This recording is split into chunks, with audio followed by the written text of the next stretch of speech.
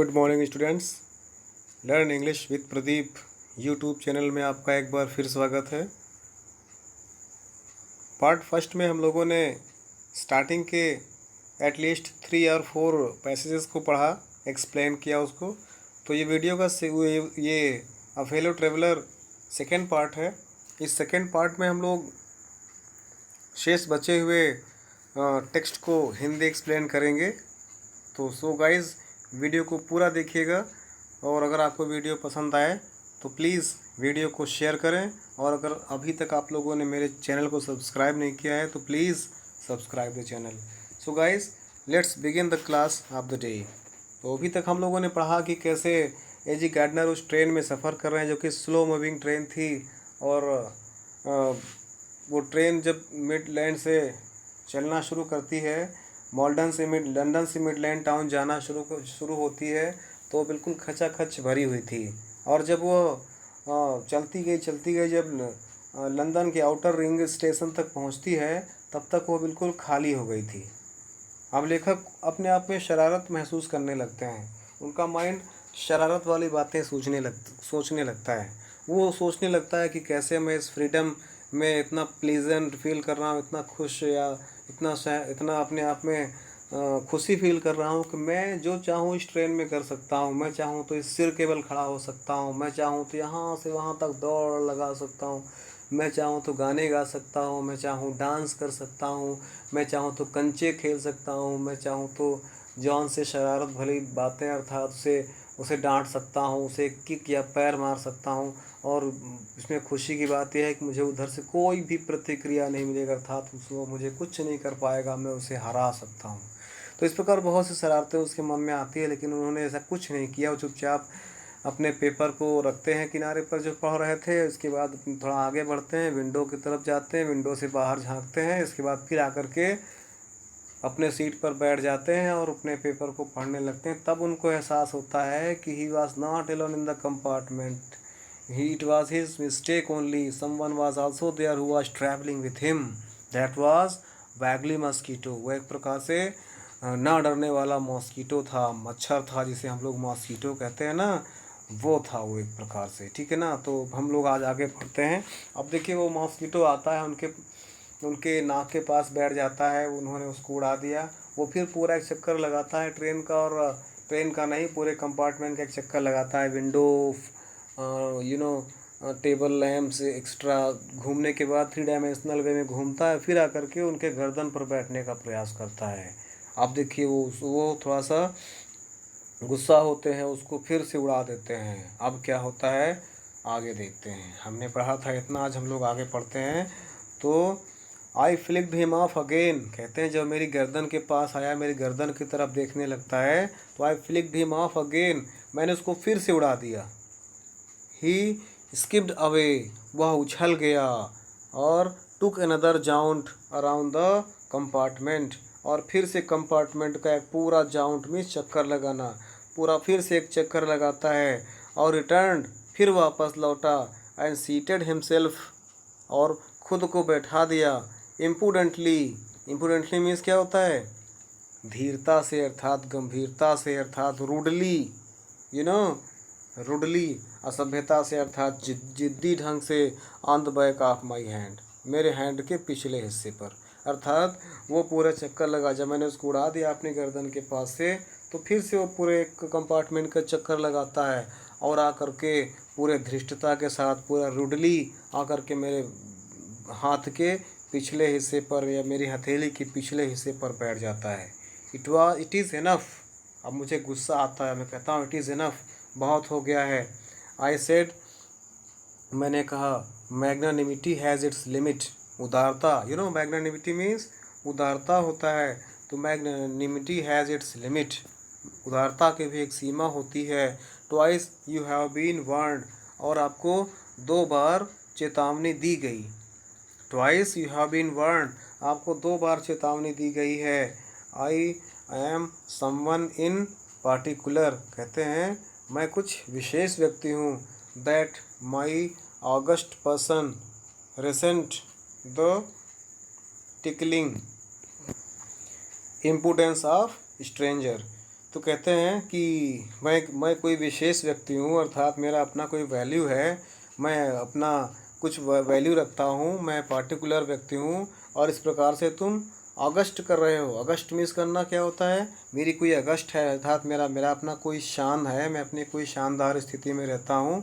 लेकिन तुम क्या कर रहे हो, पर्सन रेस्टोरेंट द टिकलिंग। यहाँ पर टिकलिंग का मतलब हो जाएगा एक प्रकार से गुदगुदी करना। तुम मुझे इस प्रकार से गुदगुदी कर रहे हो। और इम्पोर्टेंस, यहाँ पर इम्पोर्टिनेंस। इम्पोर्टिनेंस मीन्स होता है डिसरिस्पेक्ट करना, अर्थात तुम मुझे अपमानित कर रहे हो, आप स्ट्रेंजर, एक अजनबी के रूप में। तो कहते हैं कि तुम मेरे पर्सनल मामले में दखलंदाजी कर रहे हो, यहाँ तक कि तुम मुझे एक प्रकार से गुदगुदी कर रहे हो, और एक अजनबी होने के बावजूद भी तुम मेरे शरीर को छूने का प्रयास कर रहे हो। I assume the black cap, इसलिए मैं तुम्हें मौत की सज़ा देता हूँ। I condemn you to death, मैंने तुम्हें मौत की सज़ा दे दी है। जस्टिस डिमांड्स इट, न्याय की यही मांग है। And the court award it's, और आपको कोर्ट या न्यायालय आपको ये पुरस्कार देता है, मौत की सज़ा देता है। The counts against you are many, तुम्हारे विरुद्ध दोष बहुत सारे हैं। यू आर अ वैगेंट, तुम एक प्रकार से वाइगेंट हो, तुम एक प्रकार से द्रोही हो, वाइगेंट हो। आगे बढ़ते हैं। यू आर अ वाइगेंट, वाइगेंट में से वाइगेंट हिंदी में क्या होता है, आवारा। तो यू आर अ वाइग्रेंट, तुम आवारा हो। You are a public nuisance, तुम पब्लिक के शोषण करने वाले हो, पब्लिक को परेशान करने वाले हो। You are travelling without a ticket, और तुम बिना टिकट के भी यात्रा कर रहे हो।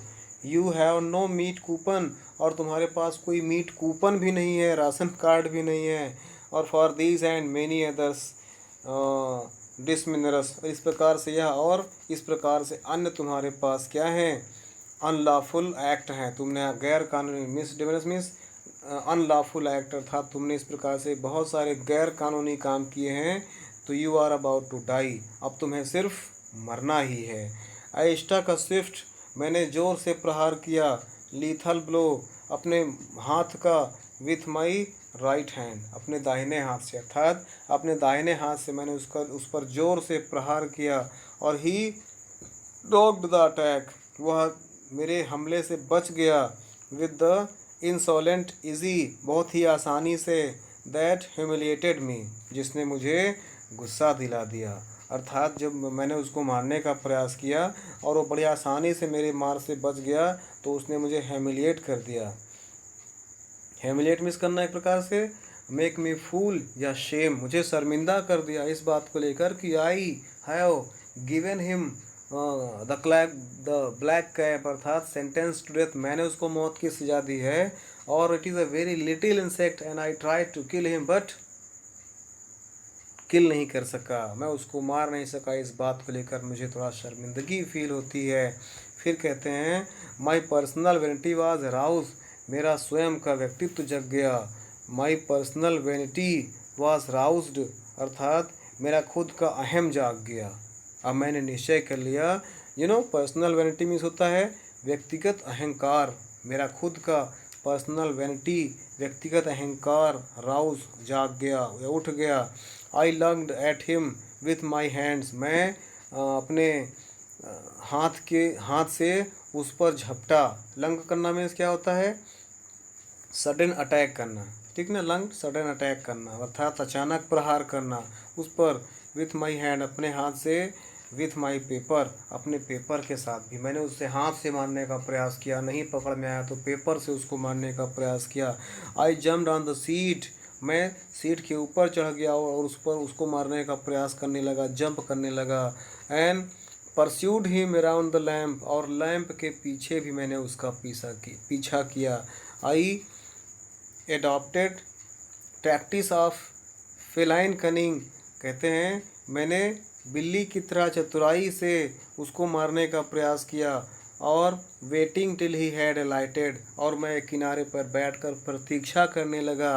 अप्रोचिंग विथ हॉरिबल स्टेल्थनेस, और इस प्रयास में कि जब वो मेरे पास आएगा, हॉरिबल स्टेल्थनेस मीन्स गुप्त ढंग से, हॉरिबल स्टेल्थनेस मीन्स गुप्त ढंग से, अर्थात जो मेरे नज़दीक पहुँचेगा, मेरी पहुँच में आएगा, तब मैं स्ट्राइक विथ अ सडन, उस पर तेज़ी से हमला कर दूंगा। एंड टेरिबल स्विफ्टनेस, और भयानक रूप से मैं उस पर तेज़ी से और भयानक रूप से उस पर हमला कर दूंगा, और वो मेरे प्रहार से बच नहीं पाएगा और वो मारा जाएगा। इस प्रकार से मैंने टैक्टिस अपनाई, इस प्रकार से मैंने अपना योजना बनाई थी। जिस प्रकार से बिल्ली करती है, जब बिल्ली को चूहे को पकड़ना होता है तो बहुत शांति से बिल्कुल उसके बिल के पास किनारे पर बिना हिले डुले बैठ जाती है, और जब चूहा अपने बिल से बाहर निकलता है या सोच करके कि बिल्ली भाग गई होगी, तो बिल्ली अचानक उस पर जंप करती है और अपना शिकार बना लेती है। उसी प्रकार से राइटर ने भी सोचा कि मैं अब किनारे पर बैठ जा, मैं अब अपने स्थान पर चुपचाप बैठ जाऊंगा, और जब उस मॉस्किटो को लगेगा कि मैं अब उसका कोई नुकसान नहीं पहुंचाऊंगा और मेरी पकड़ में आएगा, तो मैं तेज़ी से उसको स्टिल्थनेस अर्थात फुर्ती के साथ उस पर हमला करूंगा और उस पर जीत हासिल कर लूँगा। अब नेक्स्ट पैराग्राफ देखते हैं। It was all in when, लेकिन यह सब बेकार गया। वेन मीन्स बेकार, यह सब व्यर्थ गया। ही प्लेड विथ मी, वो मेरे साथ खेलता रहा, ओपनली खुले रूप से, एंड ऑस्टेंटेसली। ऑस्टेंटेसली मीन्स क्या होता है? प्रदर्शन के लिए, अर्थात खेलने के लिए।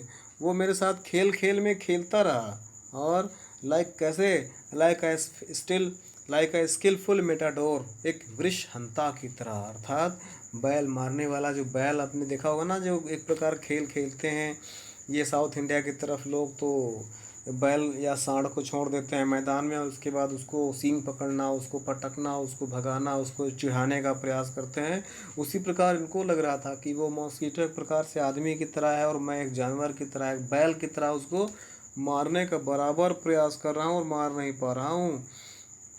वही skillful matador finessing around an, जो कि बिल्कुल चारों तरफ घूम रहा है, एन इन्फ्यूरिएटेड बुल, एक इन्फ्यूरिएटेड मीन्स गुस्साए हुए, बुल सांड की तरह, मैं एक इन्फ्यूरिएटेड बुल की तरह, सांड की तरह उसके पीछे भाग रहा हूँ उसको मारने के लिए, और वो मेरे साथ खेल रहा है। It was obvious that he was enjoying himself, इसमें कोई संदेह नहीं था कि, प्लीज ऑब्वियस मीन्स स्पष्ट था, क्लियर था, निसंदेह, he was playing with me, कि वह मेरे साथ खेल रहा था। इसमें कोई संदेह नहीं था कि he was playing himself, enjoying himself, वह स्वयं मज़ा ले रहा था, आनंद ले रहा था। That it was for this, या इसलिए था कि he had disturbed my repose, कि उसने मेरे रिपोज को या मेरे आराम को डिस्टर्ब कर दिया था। मैं उसको इसलिए मारने का प्रयास कर रहा था क्योंकि उसने मुझे आराम करने से रोक दिया था, और उसको उसमें मज़ा आ रहा था। वो नहीं चाह रहा था कि मैं आराम करूं, मैं आराम करूंगा तो फिर वो अकेला फील करेगा, इसलिए वो चाहता था कि मैं और वो साथ में खेलें। लेकिन मुझे लग रहा था कि उसने मेरे पर्सनल मेरे पर्सनल व्यक्तित्व को रिपोज कर दिया है या अनरेस्ट कर दिया है, तो मैं उसको अब पनिशमेंट दूंगा। इस बात को लेकर मैं उसको मारने चला था। और he wanted a little sports, लेकिन वो मेरे साथ थोड़ा खेलना चाहता था। And what sport like being chased by this huge lumbering windmill, और चाहता था कि यह मेरे साथ उछल कूद वाला खेल खेले, मैं उसके साथ उछल कूद वाला खेल खेलूं।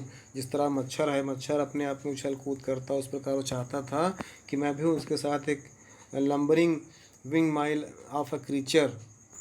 हाँ चलिए, यहाँ पर लंबरिंग में से जाएगा लार्ज एंड हैवी, बड़ा और विशाल का है, और वाइन मिल में पवन चक्की, तो कहते हैं वो एक पवन चक्की की तरह था। तो मैं उसके सामने एक पवन चक्की की तरह विशाल का जानवर था, भीम का जानवर था, और वो एक पवन चक्की की तरह अर्थात उड़ने वाला पक्षी था। हम दोनों लोग वो चाहता था क्रीचर कि हम दोनों लोग खेलें, और मैं उसको मारने पर तुला हुआ था। और who tested so good and seemed so helpless and so stupid, कहते हैं हु टेस्टेड सो गुड, जो कितना अच्छा महसूस कर रहा है, एंड सीम्ड सो हेल्पलेस, और कितना असहाय महसूस कर रहा है, एंड सो स्टूपिड, और कितना मूर्ख महसूस कर रहा है। फिर कहते हैं I began to enter into the spirit of the fellow, अब मैं उस अपने सहयात्री के हृदय की तरफ महसूस करने लगा, उसकी स्पिरिट, उसकी आत्मा को जानने की कोशिश करता रहा, उसके प्रति मेरे अंदर सहानुभूति की भावना आने लगती है। और he was no longer a mere insect, कहते हैं वह एक मेरे सामने तो बहुत तुच्छ है, बहुत छोटा है।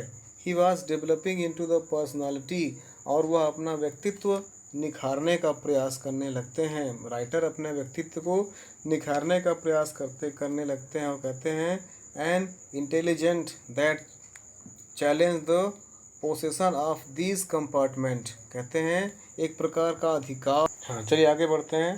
तो इसको फिर से एक बार देखते हैं। He was no longer a mere insect. कहते हैं वो मेरे लिए कोई एक मामूली सा इंसेक्ट नहीं था, और वह मेरे लिए कोई मामूली सा कीड़ा ही नहीं रह गया था, बल्कि ही was developing into a personality. बल्कि वह मेरे लिए एकमात्र कीट पतंगा ही नहीं रह गया था, बल्कि वह एक व्यक्तित्व के रूप में विकसित हो गया था।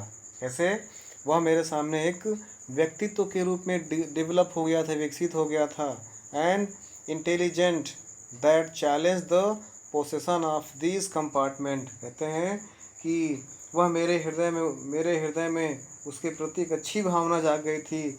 वह एक बुद्धिमान जीव के रूप में इस रेल के डिब्बे के स्वामित्व पर मेरे साथ बराबरी का दावा करने लगा था।